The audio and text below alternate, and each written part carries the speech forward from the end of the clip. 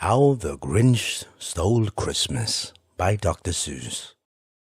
Every Who down in Whoville liked Christmas a lot. But the Grinch, who lived just north of Whoville, did not. The Grinch hated Christmas, the whole Christmas season. Now, please don't ask why. No one quite knows the reason. It could be his head wasn't screwed on just right. It could be, perhaps, that his shoes were too tight. But I think that the most likely reason of all may have been that his heart was 2 sizes too small. But whatever the reason, his heart or his shoes, he stood there on Christmas Eve, hating the Whos, staring down from his cave with a sour, grinchy frown at the warm lighted windows below in their town. For he knew every Who down in Whoville beneath was busy now hanging a mistletoe wreath.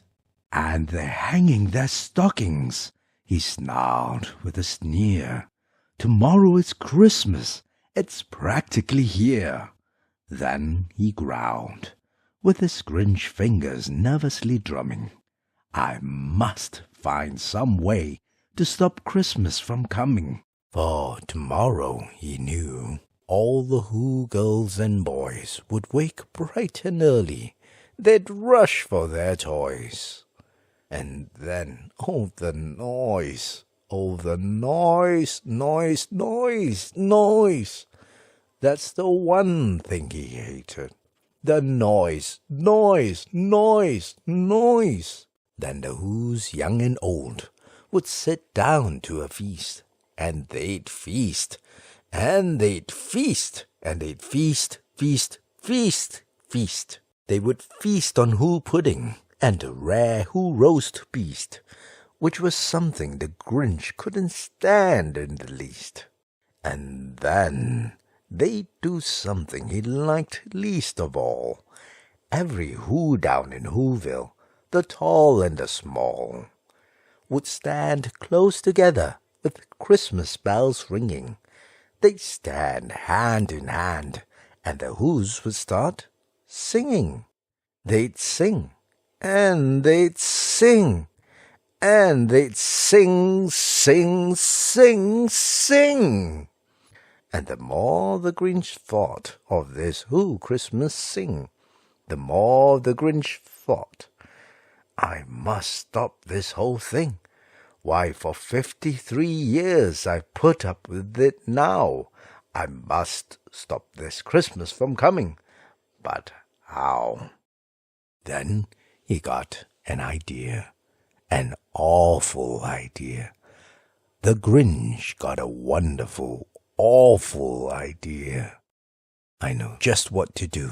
The Grinch laughed in his throat, and he made a quick Santa Claus hat and a coat. And he chuckled and clucked. What a great Grinchy trick! With this coat and this hat, I look just like Saint Nick. All I need is a reindeer.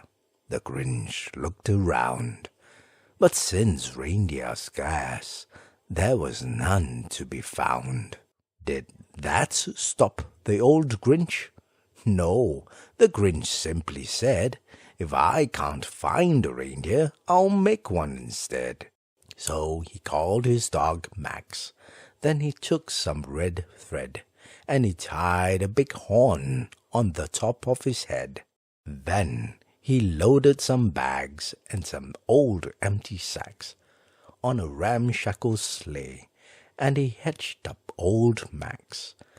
Then the Grinch said, Giddy up, and the sleigh started down toward the homes where the Whos lay a snooze in their town. All their windows were dark, quiet snow filled the air.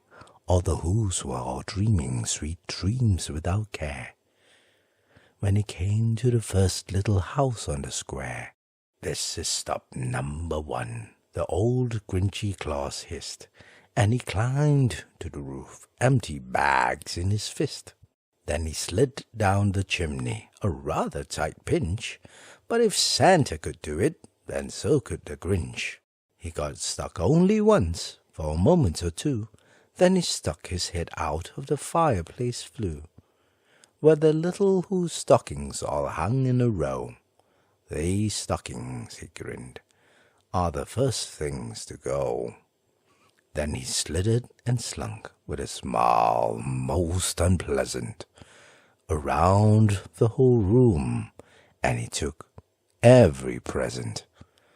Pop guns and bicycles, roller skates, drums, checkerboards, tricycles, popcorn, and plums, and he stuffed them in bags. Then the Grinch, very nimbly, stuffed all the bags, one by one, up the chimbley. Then he slunk to the icebox. He took the Who's feast. He took the Who pudding. He took the roast beast. He cleaned out that icebox as quick as a flash. Why, that Grinch even took the last can of Who hash. Then he stuffed all the food up the chimney with glee. And now, grinned the Grinch, I will stuff up the tree. And the Grinch grabbed the tree, and he started to shove, when he heard a small sound like the coo of a dove. He turned round fast, and he saw a small Who, little Cindy Lou Who was not more than 2.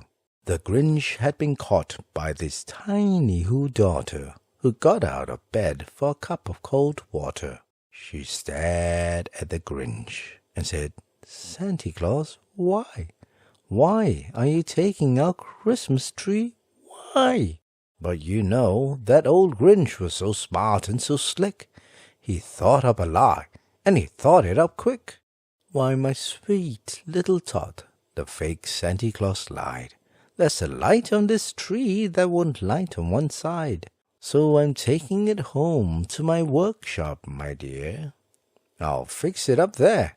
Then I'll bring it back here. And his fib fooled the child.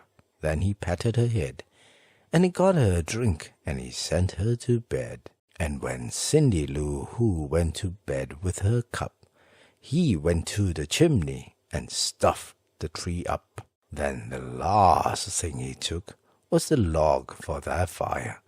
Then he went up the chimney himself, the old liar. On their walls he left nothing but hooks and some wire, and the one speck of food that he left in the house was a crumb that was even too small for a mouse. Then he did the same thing to the other Who's houses, leaving crumbs much too small for the other Who's mouses. It was 1/4 dawn, all the Who's still abed, all the Who's still a snooze, when he packed up his sled. Packed it up with their presents, the ribbons, the wrappings, the tags and the tinsel, the trimmings, the trappings. 3,000 feet up the side of Mount Crumpet, he rode with his load to the tip-top to dump it. Pooh-pooh to the Who's, he was grinchiously humming. They're finding out now that no Christmas is coming. They're just waking up. I know just what they'll do. Their mouths will hang open a minute or two. Then the Who's down in Whoville will all cry, boo-hoo. That's a noise, grinned the Grinch, that I simply must hear. So he paused, and the Grinch put his hand to his ear. And he did hear a sound rising over the snow. It started in low, then it started to grow. But the sound wasn't sad. Why, the sound sounded merry. It couldn't be so, but it was merry, very. He stared down at Whoville. The Grinch popped his eyes. Then he shook. What he saw was a shocking surprise. Every Who down in Whoville, the tall and the small, was singing. without any presents at all. He hadn't stopped Christmas from coming. It came. Somehow or other, it came just the same. And the Grinch, with his Grinch feet ice cold in the snow, stood puzzling and puzzling. How could it be so? It came without ribbons. It came without tags. It came without packages, boxes, or bags. And he puzzled 3 hours, till his puzzler was sore. Then the Grinch thought of something he hadn't before. Maybe Christmas, he thought, doesn't come from a store. Maybe Christmas, perhaps, means a little bit more. And what happened then? Well, in Whoville they say that the Grinch's small heart grew 3 sizes that day.